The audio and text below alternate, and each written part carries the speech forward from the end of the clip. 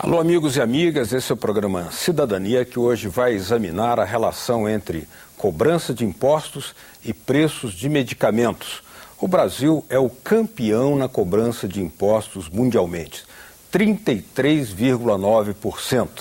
E para mudar esse estado de coisas, há uma proposta de emenda constitucional para reduzir a zero a cobrança de impostos sobre medicamentos. O seu autor, que é o nosso convidado aqui do programa Cidadania de hoje, o senador Paulo Bauer, do PSDB de Santa Catarina. Senador, muito obrigado pela sua presença aqui conosco. Obrigado, Beto. Eu agradeço pela oportunidade. Senador, triste liderança essa, né? Não é de orgulhar a ninguém, né? É verdade. Um país como o nosso, que tem grandes problemas de saúde, na administração e na gestão da saúde, que tem situações quase de calamidade pública em muitos hospitais, não poderia se dar ao luxo de ter este título, este triste título, de ser o país com a maior carga tributária sobre medicamentos no mundo. Nós sabemos que uma gastrite, quando mal curada ou não curada, resulta em úlcera. Uma úlcera pode ser curada por um tratamento doméstico, mas pode também exigir uma cirurgia. Uma cirurgia custa caro. Quem passar por uma cirurgia precisa de licença no trabalho. Às vezes até isso pode se transformar num câncer e a pessoa acaba falecendo. Quando não, a pessoa acaba se aposentando por invalidez. O prejuízo que o governo tem por cobrar impostos na hora de vender o remédio para a gastrite é muito grande.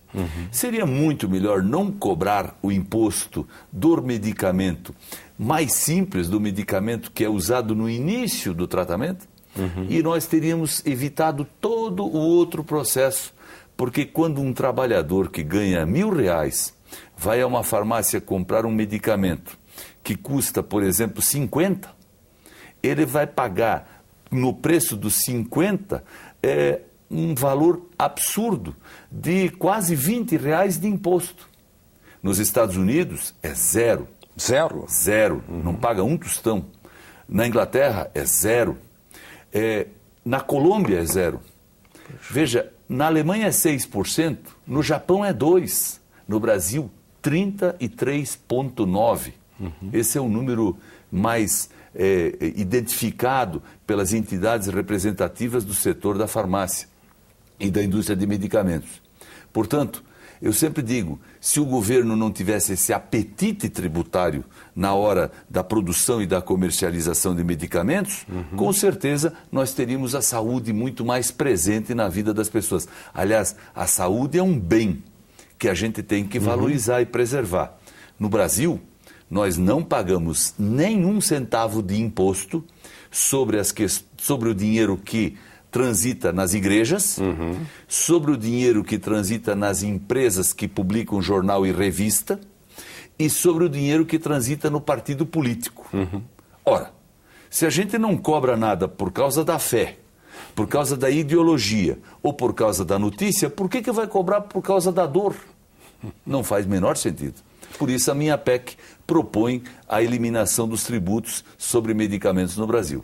Agora, o senhor fez esse estudo comparativo com outros países, né? A diferença é abissal, né?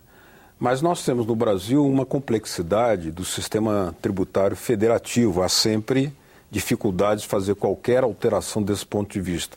Nesse caso, como é que a sua proposta poderia transitar sem criar nenhum tipo de dificuldade nas finanças dos estados? Veja, do ponto de vista político, essa proposta ela é a única que foi apresentada no Senado desde a edição da Constituição de 88, com a assinatura de 81 senadores. Portanto, aqui no Senado, nenhum senador é contra. Puxa. Todos são a favor da discussão da matéria e também da sua aprovação. Unanimidade. Acontece que essa questão federativa, tem imposto federal, tem imposto estadual, tem imposto municipal, tem taxa, tem contribuição, tem várias questões que estão envolvidas, é que precisa ser vencida. Essa questão, ela dificulta uma decisão em favor da eliminação dos impostos sobre medicamentos. Por exemplo, na minha PEC eu falo eliminação dos impostos, mas ela não acabará com o PIS, COFINS, PASEP e essas contribuições e taxas que são cobradas. Tudo isso permanece. Tudo isso permaneceria. A Comissão de Constituição e Justiça aprovou o relatório do senador Luiz Henrique, a matéria foi para o plenário, mas devido a manifestações de muitas lideranças a respeito da questão, a matéria voltou à comissão, onde agora será debatida de novo. E, pelo que eu tenho ouvido e comentado com o senador Luiz Henrique e outros senadores, nós vamos fazer uma alteração.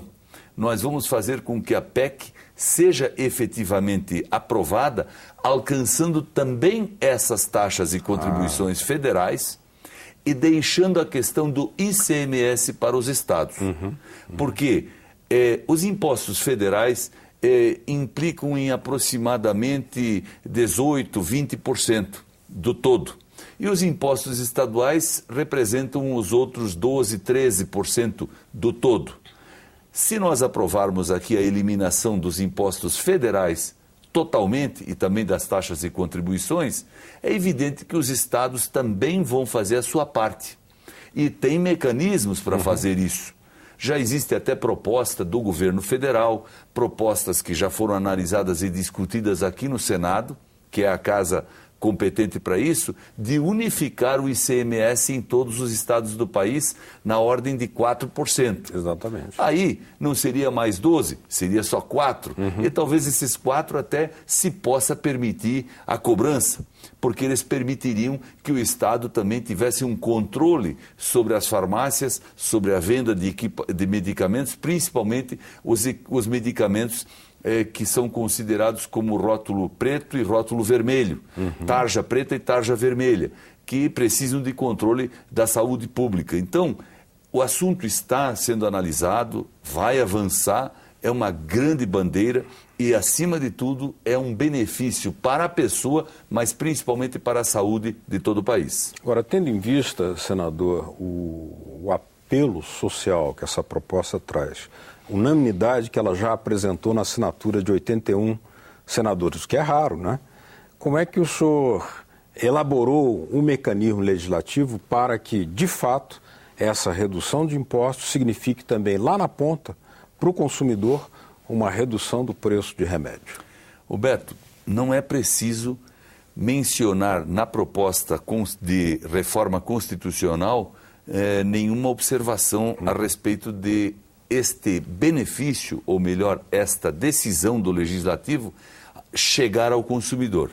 No Brasil, o preço dos remédios é regulado pela Anvisa, a Agência Nacional de Vigilância Sanitária, que mantém um diálogo permanente com o Ministério da Saúde e com o próprio governo federal. Na hora em que nós tivéssemos aprovada esta PEC, automaticamente, por uma decisão do senador Luiz Henrique, que escreveu um artigo especial sobre essa questão, ela iria entrar em vigor no dia 1º de janeiro do ano seguinte ao da votação. Por exemplo, se votássemos hoje ela no Senado, ela entraria em vigor 1º de janeiro do ano que vem.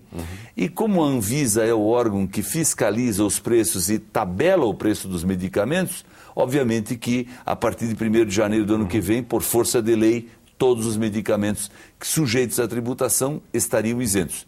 Veja bem, falei sujeitos à tributação, porque hoje alguns medicamentos não têm tributação. É verdade. Já são isentos, mas não por lei. São isentos por decisão do governo. São aqueles medicamentos vendidos na farmácia popular, aqueles medicamentos destinados a diabetes, a pressão alta, a doenças que são mais presentes na vida da sociedade e que hoje estão inseridos em programas sociais do governo. Mas, de qualquer forma, a votação da PEC, a institucionalização desta regra de imposto zero vai beneficiar a população tão logo ela seja votada. Agora, que comentários o senhor poderia nos fazer e aos telespectadores em relação ao preço de remédios para humanos e para animais? Porque há aí um debate interessante sobre isso. Essa é uma questão que eu pessoalmente não consigo compreender. Por que que no Brasil, ao longo das últimas décadas, o setor agrário, por exemplo, que produz carnes, gado, que produz aves, conseguiu que os medicamentos veterinários tivessem menos impostos do que os medicamentos de uso humano? Eu sempre cito, se você tem um cachorrinho em casa e ele fica doente, você leva ele a um veterinário que vai aplicar uma injeção ou vai dar um medicamento, e esse medicamento tem menos impostos do que o medicamento que aquele proprietário ou aquele dono daquele cãozinho vai comprar para o seu próprio filho. Quer dizer, é um absurdo, é uma coisa que não dá para aceitar.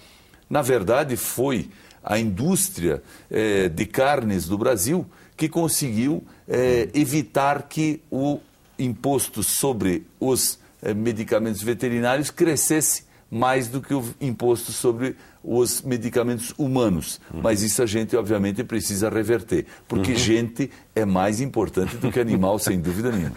Senador, existe também uma relação aí comparativa de um forte componente político também, que é em relação à desoneração dos impostos para medicamentos, proposta que o senhor lança agora como uma PEC, né? Uma emenda constitucional, e também para alimentos, já que o próprio governo apresentou uma proposta para desonerar aqueles produtos da cesta básica. Qual é o comentário, qual é a analogia política que o senhor faria sobre isso? Uma coisa é certa, quem se alimenta bem adoece menos. Nós todos sabemos disso. Agora, quem se alimenta muito bem também pode ficar doente. Por questões de obesidade, por questões de diabetes, por questões as mais variadas. Excesso de caloria, excesso de caloria, tudo isso acontece. Quer dizer, é muito difícil a gente querer fazer relação de uma coisa com outra. Eu acho que os alimentos da cesta básica têm efetivamente que serem vendidos e comercializados com impostos muito reduzidos ou até eliminados.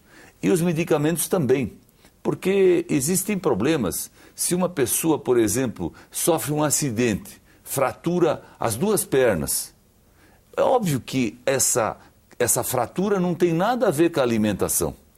E os remédios que essa pessoa vai tomar, anti-inflamatório, antibiótico e não sei mais o que tudo, não tem nenhuma relação com a questão do alimento que ela usou ou deixou de usar.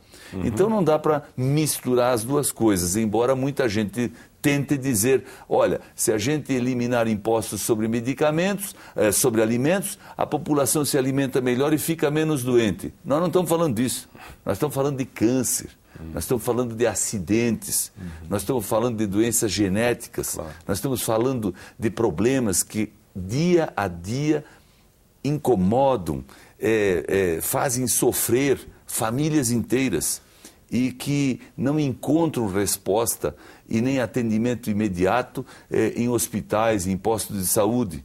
Às vezes, simplesmente por quê? Porque não tomaram o medicamento corretamente quando ele foi prescrito na primeira consulta pelo primeiro médico visitado. A questão só vai se agravando. Então é preciso efetivamente mexer nisso e considerar remédios, medicamentos como um assunto e alimentos como outro. Nós sabemos que a indústria farmacêutica está entre aquelas que maior faturamento tem no Brasil, especialmente no caso dela ser, em boa medida, empresas estrangeiras, né, suas representantes aqui no Brasil. Uma proposta como essa que o senhor apresenta não traria, aparentemente, um efeito, digamos, negativo em relação a esse faturamento. Mas qual poderia vir a ser, o senhor que já deve estar debatendo essa questão com os representantes do setor, algum tipo de acordo possível para que eles próprios, diante do alto faturamento que têm, aquecessem e até apoiassem a medida para baixar o preço ao consumidor, aumentando, evidentemente, a escala de consumo? Eu tenho recebido manifestações de entidades de classe que representam a indústria farmacêutica e todos têm se manifestado amplamente favorável à proposta de eliminação dos impostos. Por quê?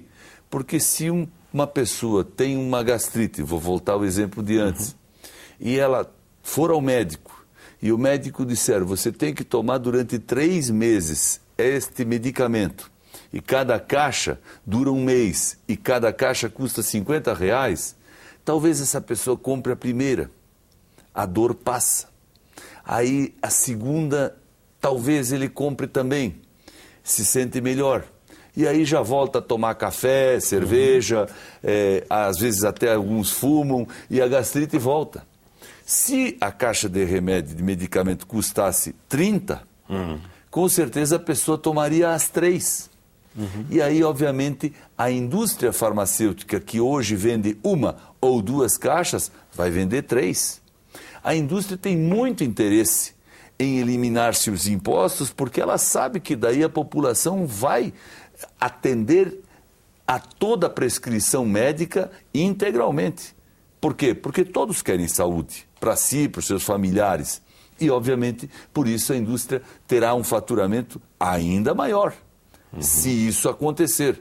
E eu não tenho nada contra a indústria farmacêutica. Pelo contrário, eu acho que a indústria farmacêutica pesquisa diariamente, no mundo inteiro, novos medicamentos, novas drogas para a cura de velhas doenças. A gente sabe, eu tenho visitado inclusive muitos laboratórios, mundo afora, de pesquisa na área da saúde, e a gente vê que o progresso da ciência é fantástico. Mas para que um remédio seja produzido, um medicamento seja colocado no mercado, desde a hora que começa a pesquisa até a hora de vender o primeiro comprimido, leva seguramente 10, 15, 20 anos, às vezes, de pesquisas. Então, no momento em que a indústria farmacêutica vai avançando, se modernizando e descobrindo novas drogas, nós temos que permitir que essas novas drogas cheguem aos consumidores, às pessoas que têm problema de saúde, por preço mais baixo, porque senão vai ser impagável. Quem tem um câncer, por exemplo, e precisa de um produto biotecnológico, que são essas substâncias que hoje já vêm em forma de célula viva, congelada, isso não há dinheiro que pague, se depender do bolso de um trabalhador. Então, o SUS tem que suportar isso. E veja bem, Beto, é um absurdo. Prefeitura municipal que compra medicamento para colocar no posto de saúde da prefeitura, paga imposto. Ou seja, o prefeito compra R$100 mil de remédios e medicamentos para os postos de saúde da prefeitura, e desses R$100 mil, R$33 mil vão para o cofre do governo estadual e do governo federal. Se não tivesse imposto, o prefeito compraria aqueles mesmos medicamentos por 70. Claro. E gastaria menos, poderia pagar mais para os seus enfermeiros, para os seus médicos, poderia construir mais postos de saúde, trocar as ambulâncias, enfim, a saúde funcionaria melhor. E aí, obviamente, nós teríamos grandes avanços. Muito bem. Senador Paulo Bauer, queria agradecer a sua presença aqui no programa Cidadania, trazendo esse tema tão relevante. Estaremos sempre aguardando por novas oportunidades aqui. Muito obrigado. Abraço a todos. A vocês de casa que nos acompanharam, muito obrigado pela sua atenção. Se quiserem rever esse ou outros programas, ou mesmo baixar, copiar esse programa, você pode, primeiro, se utilizar do endereço que está na sua telinha, aí, o www.senado.leg.br/TV, ou mandar mensagens para nós, para a nossa produção, pelo 0800 61 2211. Muito obrigado pela sua audiência. Até o próximo Cidadania. Tchau.